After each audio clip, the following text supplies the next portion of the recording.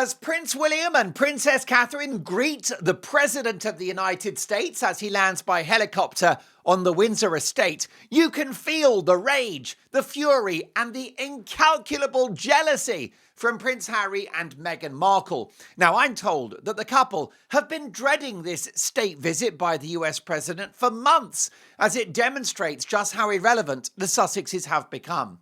As we look at these pictures being beamed around the world, this is William and Catherine, Britain's next king and queen, on the world stage, greeting the most powerful human being on the planet, a man who represents the most successful nation in history, America. And this is what Harry gave up, because all Harry gets is a few minutes at Clarence's house, ushered in through the back door, with his old man, a quick cup of tea, whilst William stands there on an equal footing with world-famous politicians. William is a history maker and Harry is history. It's over, and what a humiliation. And this is the problem at the heart of Harry's life, his all-consuming jealousy of his brother, which of course was detailed in the book Spare, in which he wrote with such venom and such bitterness about William, who wouldn't hurt a fly. And William, by the way, very supportive of his brother as the two boys grew up. William was the older of the two brothers and was there when Diana tragically died in Paris, and was the older, more supportive sibling. He guided Harry. He was partly a parent, because we know that emotionally and mentally, Charles was pretty absent at that time. So William did a lot of the heavy lifting and was a very good older brother to Harry. But what thanks does he get? He gets no thanks at all, just vitriol from his younger sibling. So the jealousy now will reach a fever pitch as William is there as king in the making, on equal terms with POTUS, the President of the United States.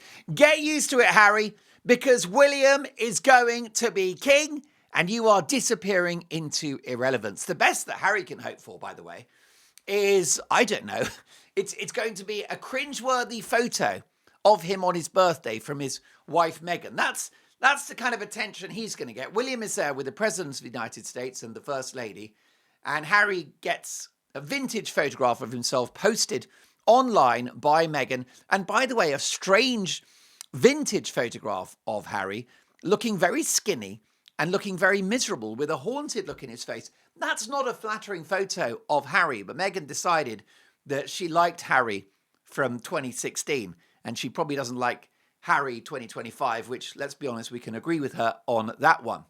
Very quickly, this is a fantastic sponsor. Now, getting rich in 2025 is far easier than most people realise. You don't need years of experience or a fancy degree from Northwestern University like Meghan Markle, my husband, which left poor old Thomas Markle thousands of dollars in debt. You can actually start earning in just a few weeks with a basic understanding of artificial intelligence, or AI. This could even work for Prince Harry, who famously has no job. I've got no job. I'm Prince Harry. And did you know that you are 130% more likely to get hired if you can do AI?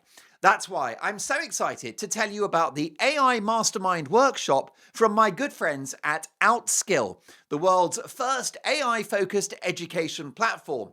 And here's the best bit. It is just 16 hours in total. It's 16 hours. That is no time. In the company of expert mentors, you'll learn the A to Z of AI. And I promise no boring, complicated code.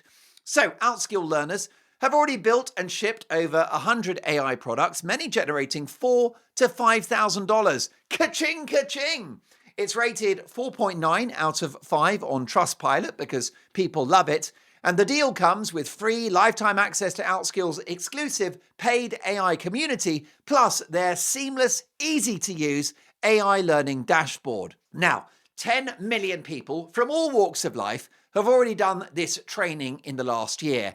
And now it's your turn. And if you sign up now, you'll unlock bonuses worth over $5,000, including an indispensable prompt Bible and a roadmap to monetizing AI. It's so good that I'm going and I'm taking Cameraman John. So join the WhatsApp group and hit the link in the description. Seats are limited, they're going fast. Grab yours now and I'll see you there. Probably alongside Prince Harry, still trying to work out what AI stands for and how to turn the computer on. The best that Harry can hope for is a trip to the Ukraine, where doubtless he told those injured servicemen and women who have lost limbs and lost loved ones that he's the victim with his terrible life and his mansion with only 16 bathrooms. The best Harry can hope for is a fleeting meeting with his father to replicate the visit to Clarence House. He might get another one in 12 months' time, but nothing like the full family reunion that he craves. Nothing like the global significance that he craves. Nothing like the royal duties that he craves. Nothing like the affection of the British people and the esteem of the world public that he craves. He's not going to get any of it. Nada, niente, nichts, keine Liebe für dieser Mann, weil ist ein Dummkopf. Ist echter Blödsinner Mensch. Dankeschön. Auf die Treppe schnell!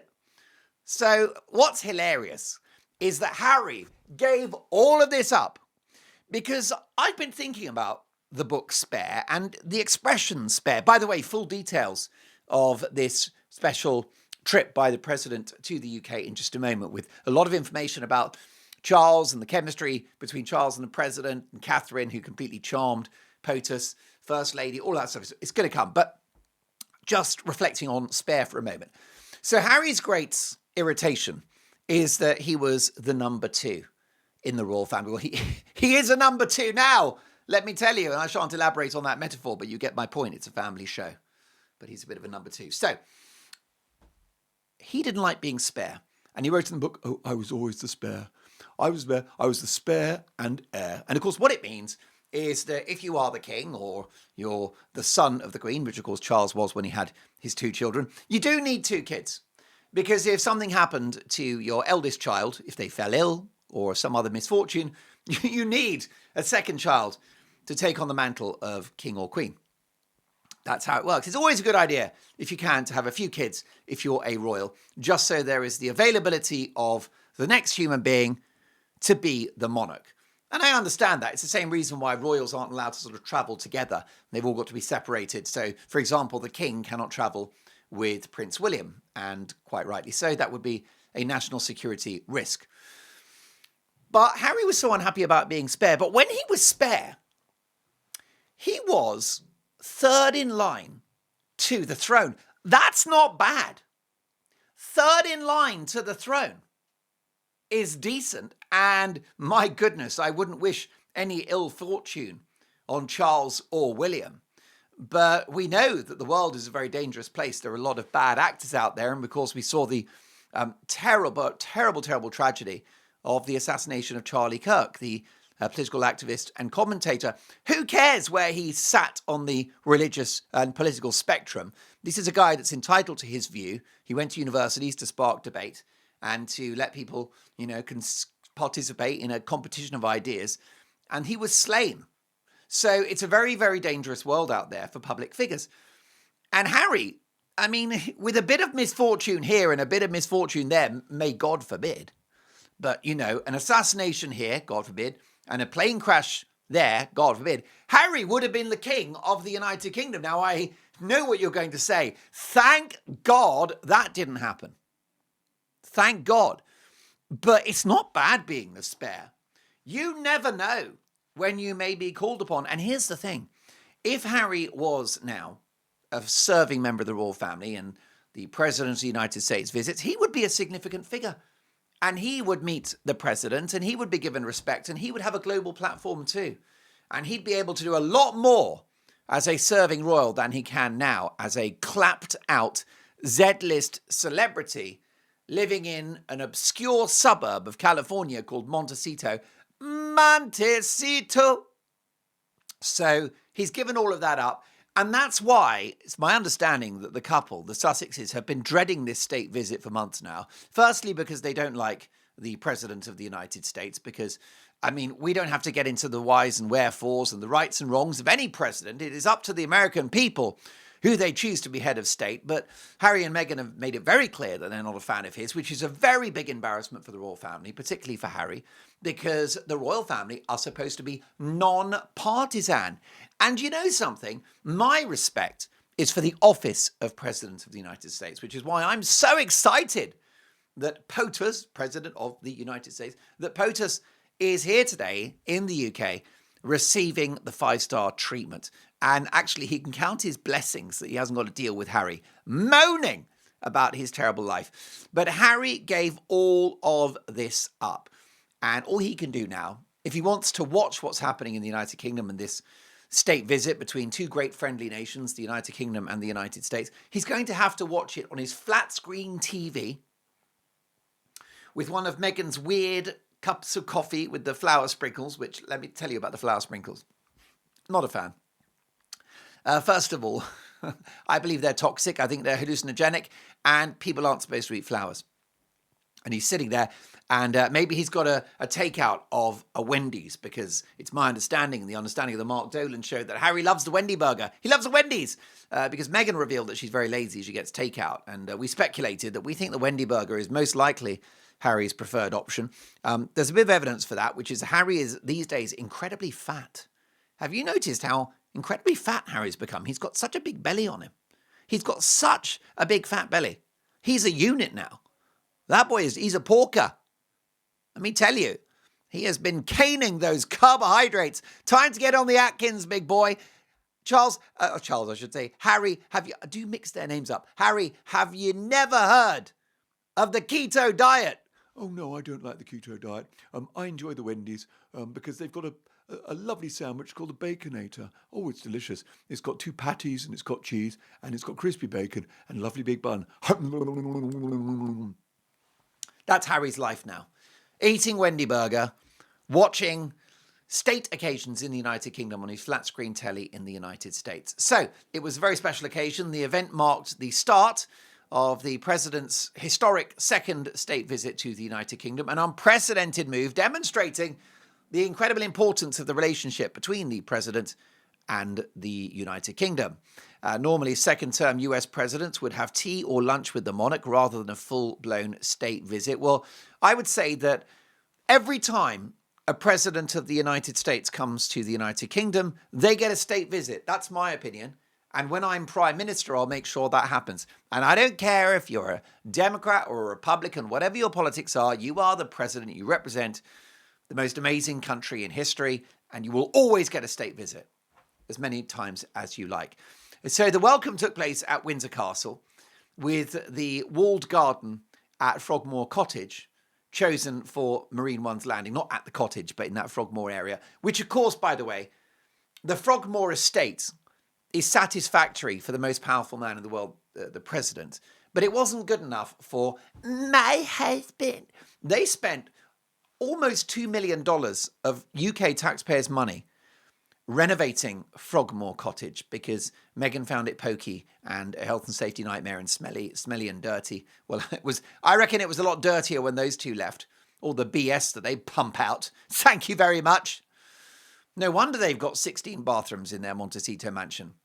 With the amount of effluent that comes from both of those two, and I don't just mean in a lavatorial sense. Most of it comes out of their mouth. It's not good at all. So it wasn't good enough. Frogmore was a stunning place. It wasn't a cottage. This is a fine house that you and I could only dream of living in. But for Meghan, it wasn't good enough. There's one real reason why Meghan didn't like it.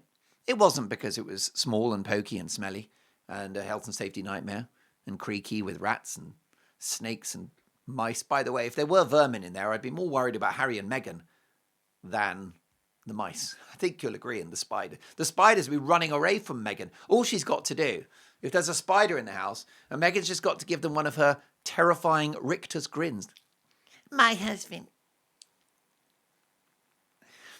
So it wasn't good enough. Frogmore wasn't good enough for the couple. And the main reason why is because it wasn't as big as William and Catherine's residence. And that's what Meghan's all about, okay?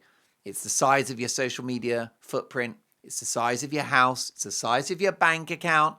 That's all that matters to Meghan Markle. Anyway, good enough for the president. So he lands at the walled garden at Frogmore. And that was where Marine One, which is the official presidential helicopter, landed. I don't like helicopters, by the way. I don't know what you think. I wouldn't go in one by choice. I think it's tempting fate, isn't it? It's one propeller. I mean, seriously. I'm no engineer, but I think you're asking for trouble. That's what I like about airplanes, is that you have two engines, don't you? If one goes down, there's two kidneys in the human body. And you've got two eyeballs, you've got two ears. There's two of a lot of things.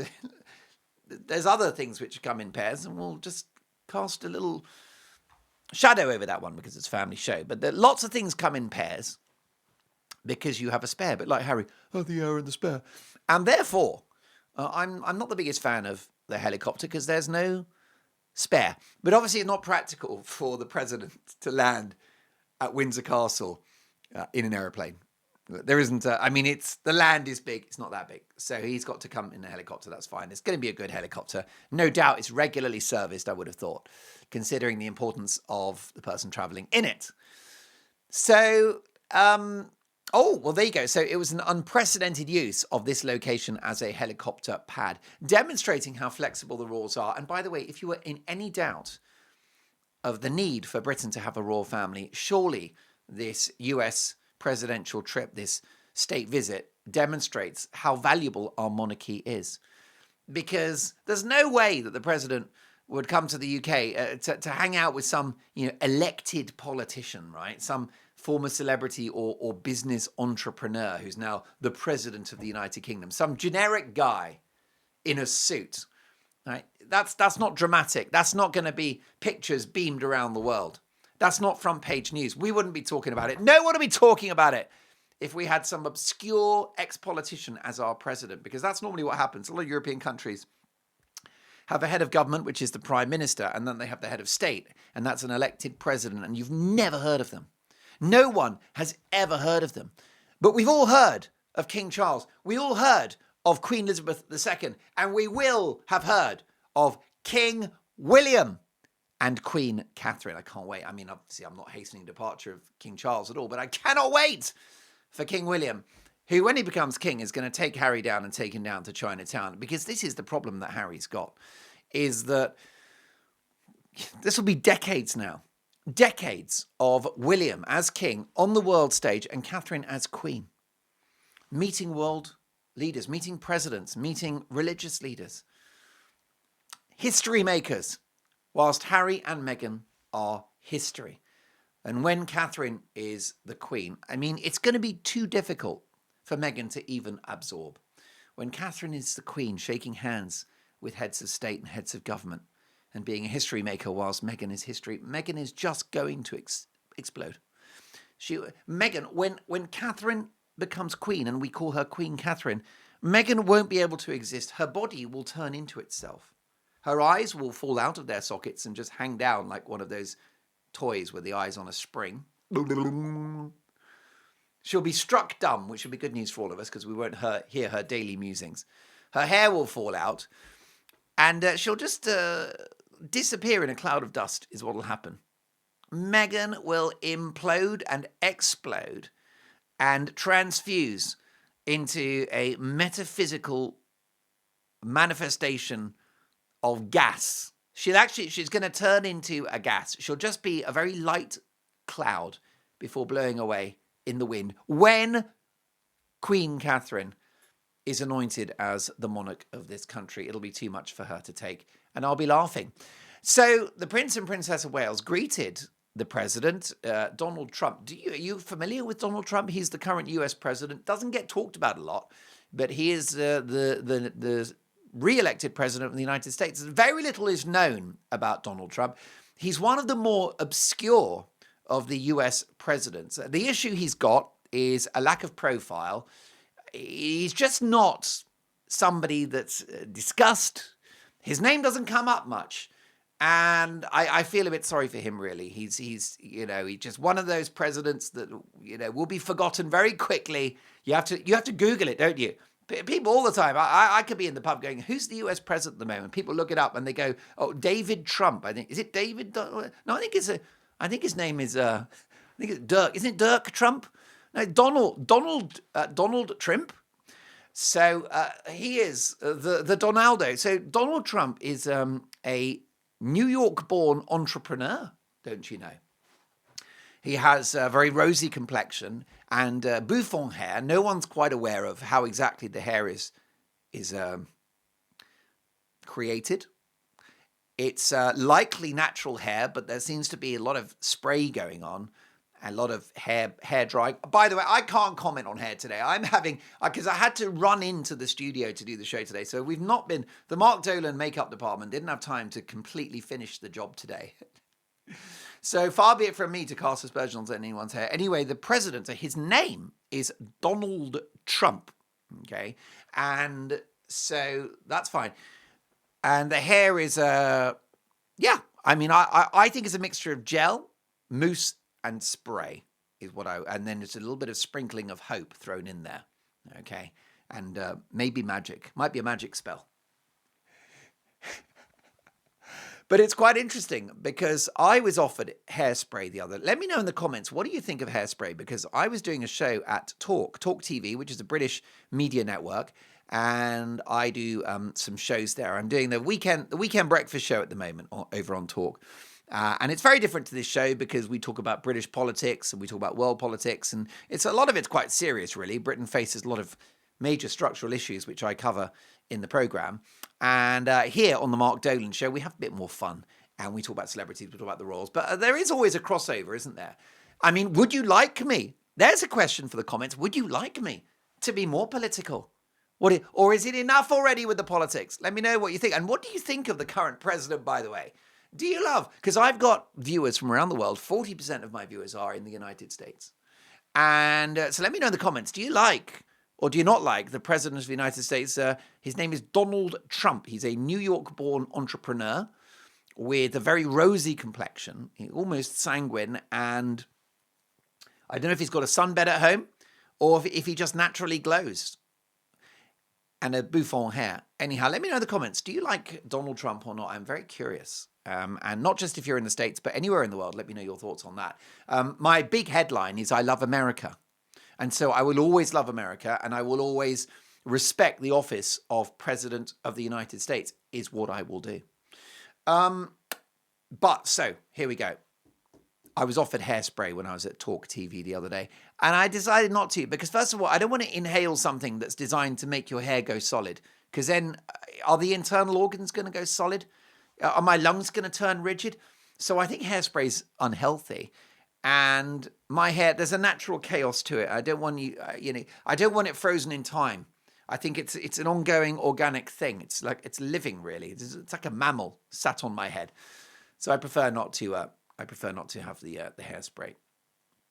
So the Prince and Princess of Wales greeted Donald Trump and Melania Trump, who is his wife, who I think, by the way, is a very graceful lady. And I think she's a very, very beautiful lady. I think that's quite clear. And I will say that, is it just me, or is their marriage stronger than we all thought it was? Because in Donald's first term, his name is Donald Trump. Not many people know that, but it's actually called Donald Trump, not David Trump or Donald Trump. But during his first term, there was a suggestion that their marriage was something of a sham, and that she was really just tolerating this man until he ceased to be president, and then she would run for the hills. But I think that if a divorce had happened, it would have happened when he ceased to be president in 2020. Surely that would have been the moment when she would have cashed in and got out, but no, she stayed there. So I wonder whether that marriage is stronger than it appears. Anyway, she herself, let me know in the comments, do you think they've got a happy marriage? I'd be very curious your reading of the situation. What I will say is she's a very intelligent person. She's highly educated and she's dignified. She's a strong personality. She wrote a book recently, which was a bestseller. I find her an impressive figure. I really do. And I will tell you something that's incredibly spiteful, which is that the first lady of the United States, that's America's first lady, is always the wife of the president of the United States. They normally get a front cover or in Vogue magazine, which is the #1 fashion Bible of the world. And they've all, Dr. Jill had it, and Michelle Obama had it, and they're all like very fine people. They're good people, and Melania hasn't, she's had no invitation. There's been no front cover of the Vogue magazine. I think that's deeply wrong and unfair. And the great irony is there a better candidate for the front cover of Vogue magazine than Melania Trump, who is surely, and can we just get down to brass tacks here for a moment? She must be the most stunning first lady since Jackie Kennedy and or Nancy Reagan. I think that who was the most beautiful first lady in history? You've got Nancy Reagan. Start spreading the news. I'm leaving today. Didn't she have a fling with Frank Sinatra? Listen, Frank Sinatra was a difficult dog to keep on the porch. He was a very naughty boy. I don't know if she had a fling with Frank Sinatra, but most people had a fling with Frank Sinatra. Nancy Reagan, Jackie Kennedy, and Melania Trump, I think, are the three most striking of the first ladies. And that Melania hasn't had a Vogue front cover, I find deeply, deeply wrong, and shame on them. But there you go, that's just my opinion. So they met. So this is the amazing thing. This is what Harry and Meghan will be so furious about. The Prince and Princess of Wales were the first to meet the President and the First Lady. And Harry's sitting there with the Baconator going, oh, bloody hell, you're shaking hands with the President now. Oh, no, it's so annoying. And what am I going to do this afternoon? I'm going to remove the leaves from the swimming pool and clean out the koi pond and take the trash out for Meghan. My terrible life. So the first point of contact between the most powerful man in the world and the UK are William and Catherine. They met upon arrival and escorted them on foot across the lawn to Victoria House, where King Charles III and Queen Camilla were waiting to formally begin the proceedings. So the 11:55 a.m. was the original scheduled arrival time of Marine One, which is the death trap helicopter. 12:02 p.m., King and Queen arrived in the State Bentley. 12:16 p.m., the President and his wife finally disembarked from Marine One. So how many minutes late are they? They are 11 minutes late. I think late is good. Is there anything worse than your guests being early? When I have a dinner party, which is not often enough, I could literally disown the people that turn up early. So we say, you know what? It's 7 for 7:30. That's what I like to say. 7 for 7:30. What that means is come at 7:30 and not a second before. And we've got some friends, and I will tell you it's a particular issue with the Germans, is they'll get there early. And by the way, I love the Germans because the Germans are a lot of fun. Let me tell you, it's a great myth that the Germans are not fun. The Germans are actually very like the Brits. I've got a theory. Do you want to hear my theory? My theory is that the Brits and the Germans have been enemies at war and friends in peace. And then I've got a theory about the French, which is friends at war and enemies during the peace. Because I actually think that the France, right? France, la bonne France, comment ça va? I've got lots of viewers in France and also in French Quebec. Le Québécois au Canada. Anyway, bonjour, comment ça va? So here's the thing. I actually think that the British people and the Germans are very well suited, like mentality-wise, because the Brits and the Germans are a beer-drinking, mildly workaholic, industrialized nation that are good at war and that have a pretty awful national cuisine. They've got that in common. The Germans drink beer and the Brits drink beer. The Germans have a very bang average, rather unpalatable cuisine, and that's the same with us. And the Germans have an industrial economy, and so do we. Well, we kind of used to anyway. And both nations love a good war and are both quite good at war as well, and very much exist for fighting. So oddly enough, I find the Germans and the Brits, mentality-wise, very well suited. And don't forget, it was the Germans that discovered the Beatles, because it was in Hamburg that the Beatles rose to global fame. Well, that was when they got their big break. And then the French, you see, are fundamentally our allies and our closest neighbours. But during peacetime, we don't get along. Very different type of food, very different type of people. They drink wine, we drink beer. And when they have beer, they drink it in these tiny glasses, which doesn't even touch the sides. If I'm in a cafe in France and they bring me what looks like a thimble It's like a little test tube of beer in this thing like that. And it's just 11 centiliters. Grr. It's gone. It's gone in 60 seconds. The Brits drink a pint. The Germans have a special thing called a Stein, which is actually 2 pints. Bravo, Germany win. So the Trumps finally arrived, disembarking from Marine One. And the arrival was heralded with music from the band of the Household Cavalry, resplendent in 17th century uniforms woven with real gold thread. At 12:15 p.m., carriages passed through George the Fourth Gate and into the quadrangle where the Guard of Honor and full ceremony awaited. We had a gun salute, a massive 41-round gun salute fired by the King's Troop. The president must have thought he was in DC with all that gunfire, but no, this was friendly fire. There was Royal Horse Artillery from Windsor's East Lawn with a simultaneous salute staged at the Tower of London by the Honourable Artillery Company. Queen Camilla looked stunning. She wore a striking sapphire blue Fiona Clare coat with a matching Philip Treacy hat, the most famous milliner in the world, and a sapphire and diamond brooch. She looked absolutely stunning. And can I big up Queen Camilla? Because she's been very ill the last 24 hours. She's had acute sinusitis, which is very, very painful. And she was unable to attend the funeral of the Duchess of Kent, which happened yesterday, and it was a very, very sad occasion, and she wasn't able to attend. But she's on the antibiotics. She's been dosed up, as they say, and I'm delighted to say that she's fighting fit and is able to fully support and deputise for the King for this US state visit. So Queen Camilla will be side by side with King Charles for this important diplomatic and cultural moment for the country. So she looked great, and I'm glad Camilla's feeling better. And by the way, what an absolute rock star she is for being that ill. But the show must go on. Inside my heart is breaking, my makeup may be flaking, but my smile still stays on. Show must go on. So, right, we've got to wrap this up in a moment. Very, very busy show today. More tomorrow, by the way. Oh my goodness. Tomorrow's Thursday. We are going out with a bang.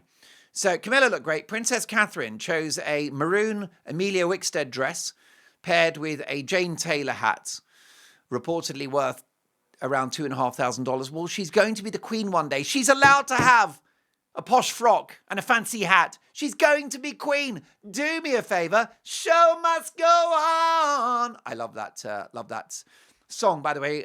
Freddie Mercury, well, written by Brian May, in fact, but it's about Freddie Mercury battling illness before he then died, and it was all about my makeup may be flaking, but my smile still stays on. Show must go on. What a lyric.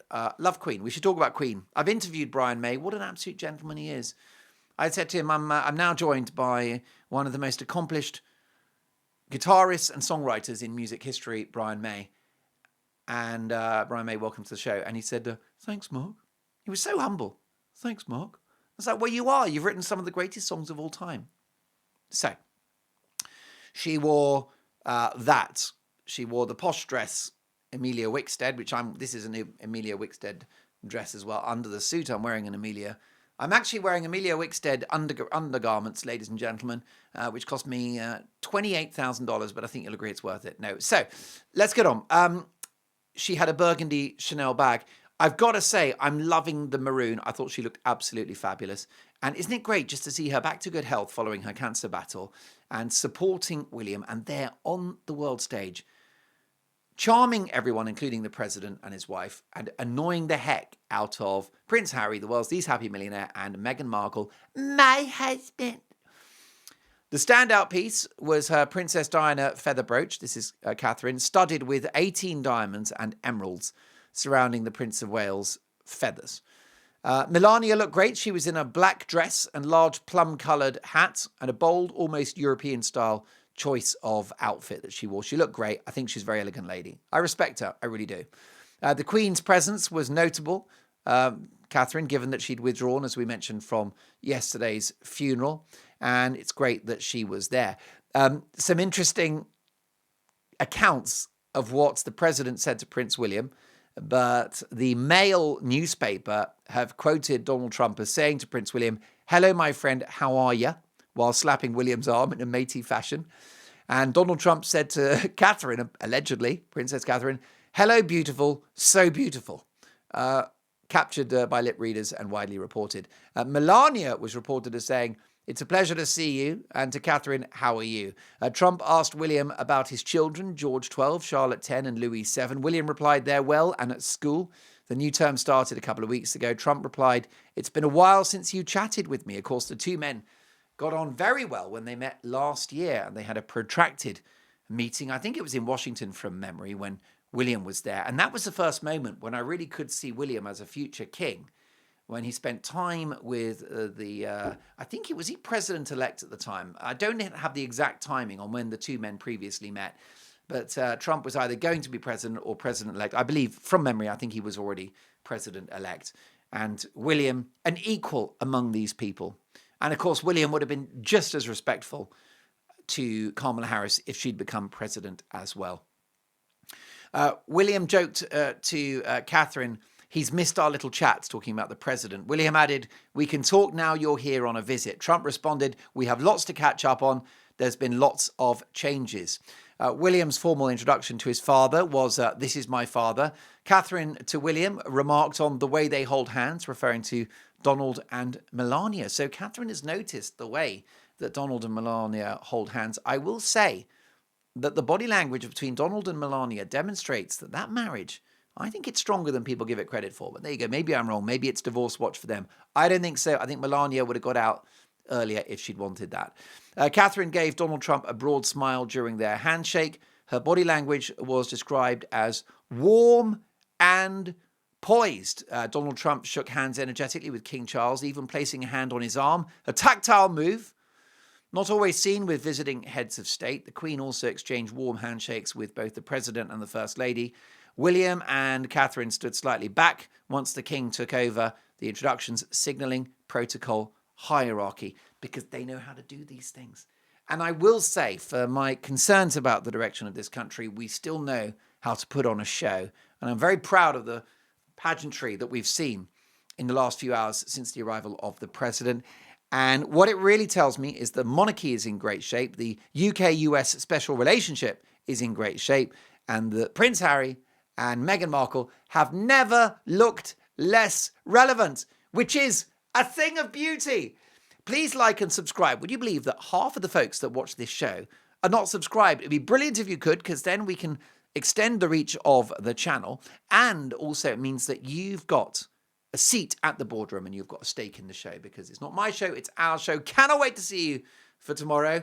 And thank you for watching the Mark Dolan Show. God bless America. God bless the president, whoever they are, whatever their politics. We always love the president. And God bless the UK Prime Minister. Well, let's not get carried away. God bless the King. And I'll see you tomorrow.